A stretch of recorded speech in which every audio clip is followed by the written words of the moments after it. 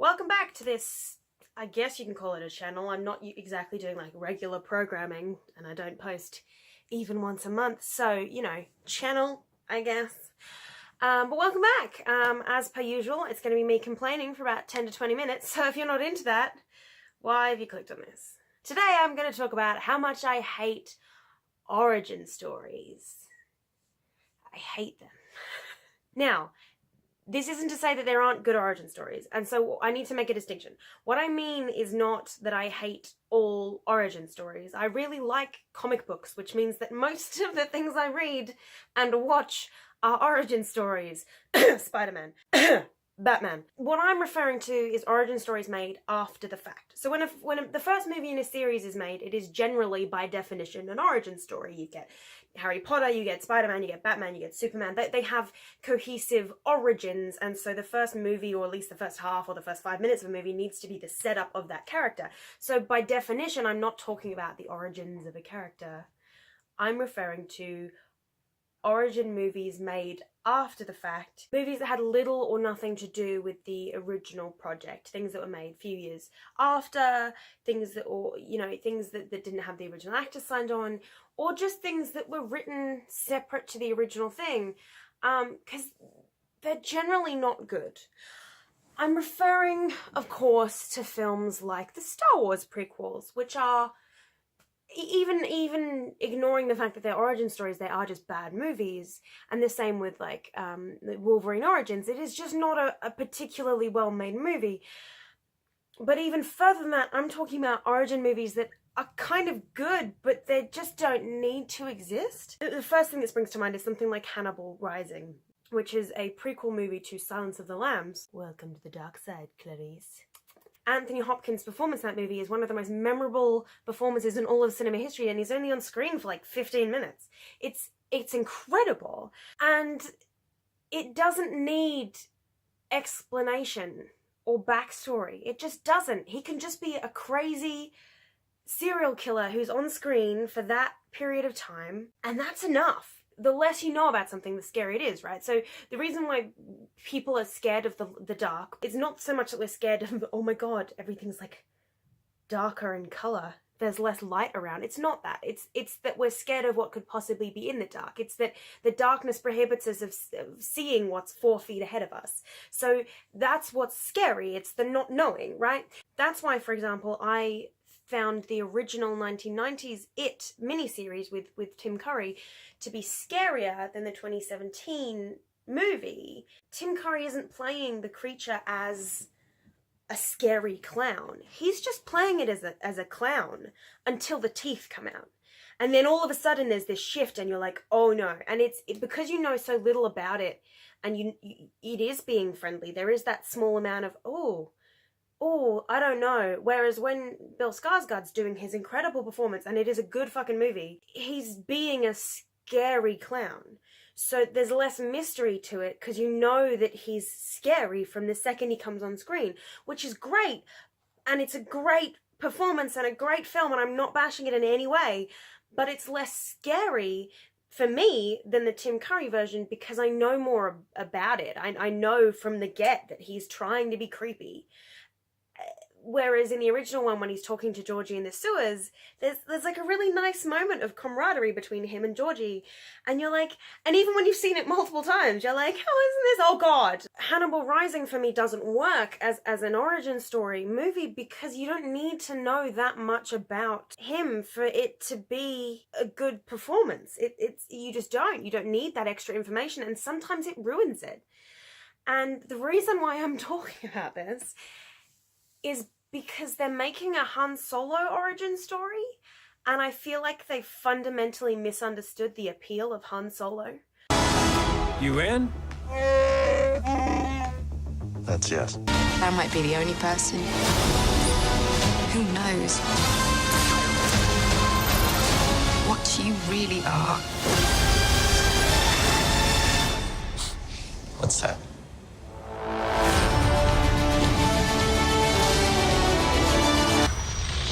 Thought we were in trouble there for a second, but it's fine.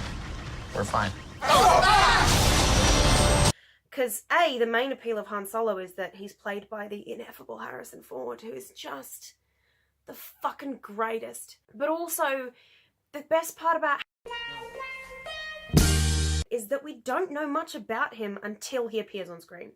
Like, we're introduced to him in a seedy bar, and he's like clearly a suave smuggler with his, like, he's got like attitude, he's got like stuff about him that we don't know, and that's what's great about it. We don't need to know that stuff for that character to be super cool, and knowing that stuff might ruin it. Aside from any of that, the movie set itself has just been plagued with problem after problem. The original directors left because they were making it too funny.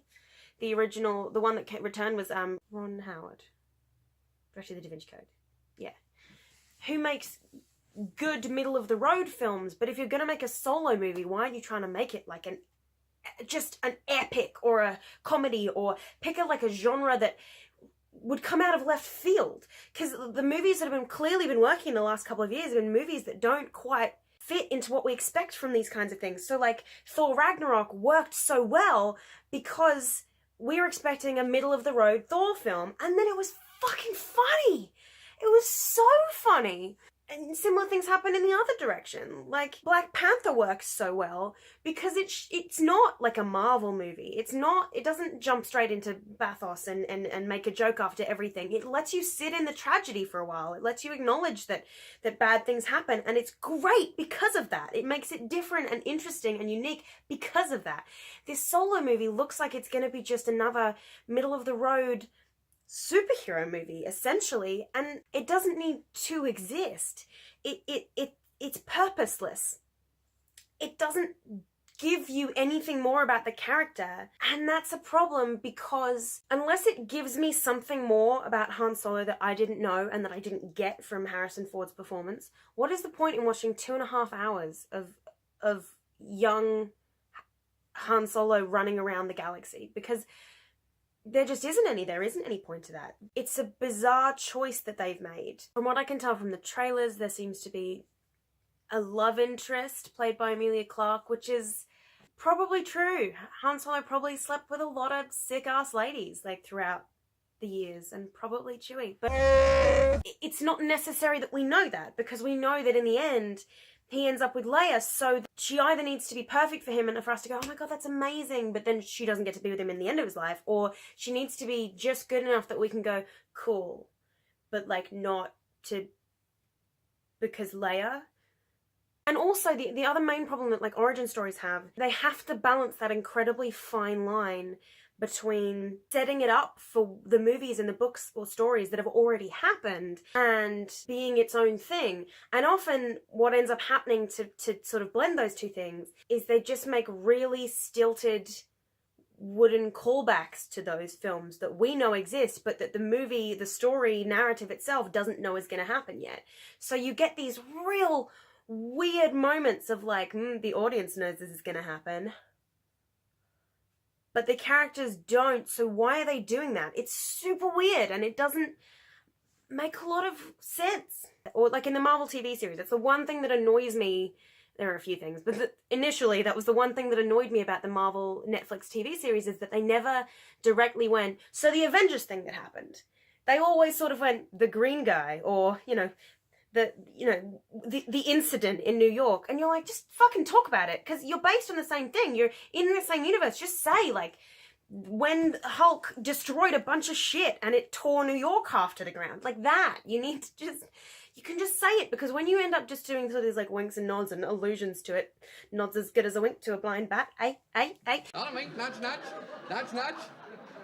Say no more. It doesn't work when you're trying to emulate something that people already love and trying to be your own thing. And that was the massive falling down point of the Hobbit movies. If the Hobbit movie had tried to be like the Hobbit book, and it had been like just a single movie, and it had been streamlined and interesting, and all the same actors had stayed because they were all really good, I think it would have been a great addition to the Lord of the Rings franchise. I think it would have been really good, and it would have reinvigorated people's love for those movies, and I think that would have been fantastic, but it got so caught up in itself, tripping over its feet, trying to go, well, let's just lay a hint to this thing that happens here, and this thing that happens over here, and let's make this battle in the book that was 3 pages last for like an entire half movie, and you're like, oh my god, Oh god. And I think that's going to be the major problem with the Solo movie. I think it's going to trip over itself, working out where the line is between acknowledging that sequels are out and that people love them a lot. And so if you do anything wrong with this character, you're fucked.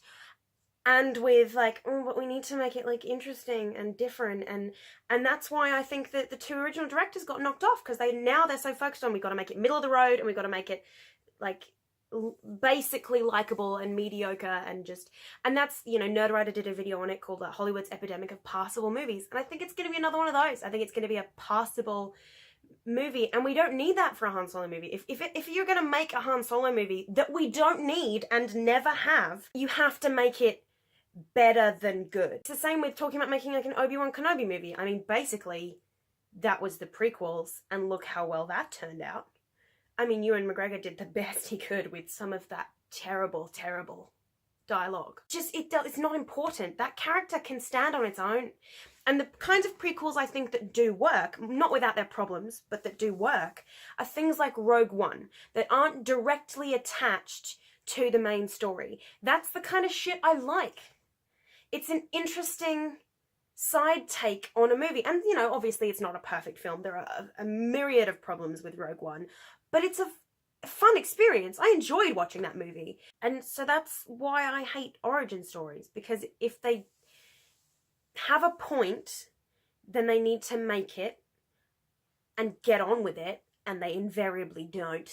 And if they don't have a point, and if they're just made because they know people like a character and that's all they're going to do with it, then why aren't they doing their very best to make it something unique and interesting and different and fabulous?